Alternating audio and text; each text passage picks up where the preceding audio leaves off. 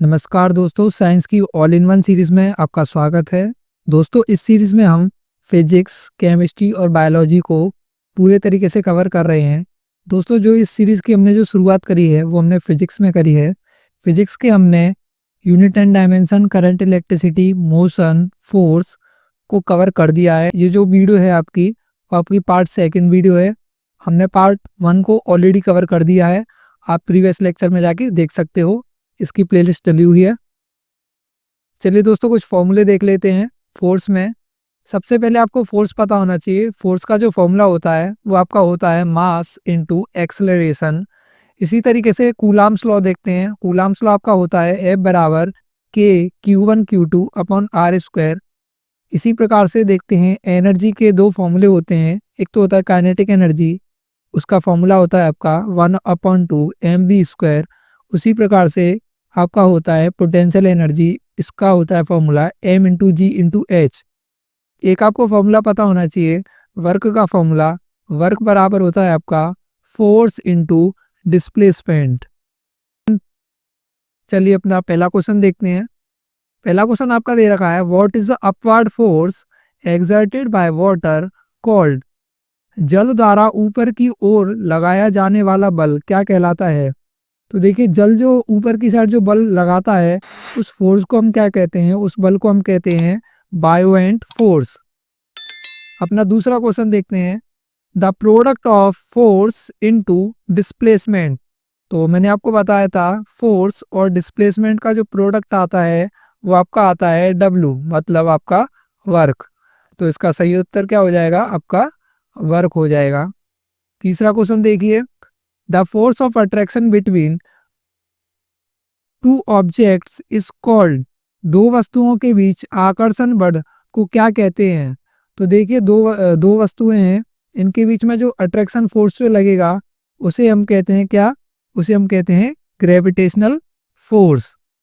चलिए चौथा क्वेश्चन देखते हैं, a force of 10 Newton is acting on a object. एक ऑब्जेक्ट है जिस पे जो फोर्स लग रही है वो आपकी लग रही है कितनी, 10 न्यूटन की। और जो ऑब्जेक्ट है वो 5 मीटर से क्या हो गया, डिस्प्लेस हो गया। तो इसका जो डिस्प्लेसमेंट होगा वो कितना होगा, 5 मीटर का, in the direction of force. Then आपको वर्क डन फाइंड करना है। तो देखिए दोस्तों, मैंने आपको बताया था वर्क डन का जो फॉर्मूला होता है वो आपका होता है फोर्स इंटू डिस्प्लेसमेंट। तो फोर्स आपका कितना दे रखा है, 10 इंटू जो आपका डिस्प्लेसमेंट दे रखा है वो आपका दे रखा है 5। तो 10 इंटू 5 करूंगा तो मेरा आएगा 50 न्यूटन मीटर। चलिए नेक्स्ट क्वेश्चन की ओर देखते हैं, pressure is measured in terms of. जो आपका दाब है, दाब को किस टर्म्स में लिखा जाता है, किसके टर्म्स में लिखा जाता है। तो देखिए, दाब को लिखा जाता है आपका फोर्स और एरिया के टर्म्स में। चलिए नेक्स्ट क्वेश्चन देखते हैं, dash has the maximum attraction force between the molecules. Dash अणुओं के बीच अधिकतम आकर्षण बल होता है। तो देखिए, जो अधिकतम आकर्षण बल जो होता है वो आपका सॉलिड में होता है, ठोस पदार्थों में होता है। कैसे पदार्थों में होता है, आपका ठोस पदार्थों में जो मैक्सिमम अट्रैक्शन होता है। चलिए नेक्स्ट क्वेश्चन अपना देखते हैं। इसमें आपको क्या पूछा है, इसमें आपको वर्क डन पूछा है, आपको फोर्स गिवन दे रखा है इसमें, और आपको मास दे रखा है, और आपका डिस्प्लेसमेंट दे रखा है। इसमें आपका पूछा क्या है, इसमें आपका पूछा है वर्क डन, कार्य पूछा है इसमें। तो देखिए दोस्तों, जैसा कि आपको पता है वर्क डन बराबर होता है force into displacement cos theta. इधर जो थीटा बनेगा वो आपका बनेगा कितना, 0 डिग्री का बनेगा। ठीक है।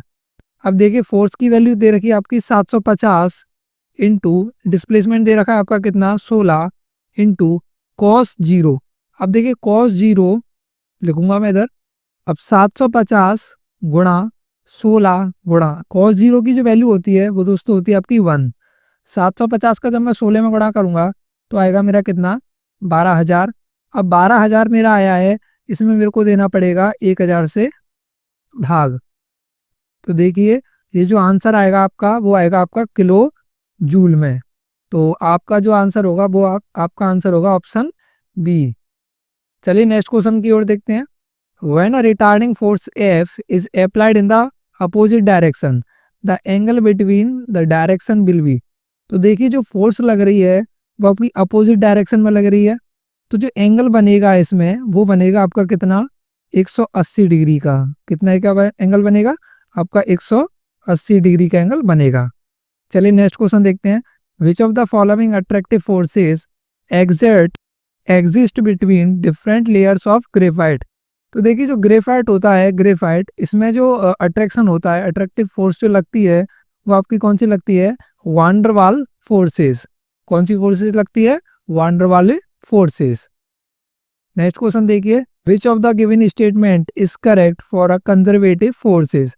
तो देखिए कंजर्वेटिव फोर्सेस के लिए इन तीनों स्टेटमेंटों में से कौन सी स्टेटमेंट सही होगी। तो देखिए the total mechanical energy is conserved, जो टोटल मैकेनिकल एनर्जी जो होती है वो आपकी कंजर्व्ड रहती है, ये आपकी सही स्टेटमेंट है। The work done around a closed path is zero, देखिए ये भी आपकी सही बात है।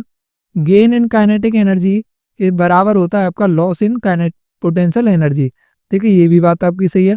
तो अकॉर्डिंग टू दिस क्वेश्चन आपकी पी क्यू आर तीनों ही बातें आपकी करेक्ट हैं। दोस्तों इस वीडियो में इतना ही। अगर वीडियो पसंद आई हो तो प्लीज़ लाइक कीजिए और हमारे चैनल सक्सेस विद सीपी को सब्सक्राइब कर लीजिए, जिससे आपको सभी वीडियो सबसे पहले मिल सकें। धन्यवाद।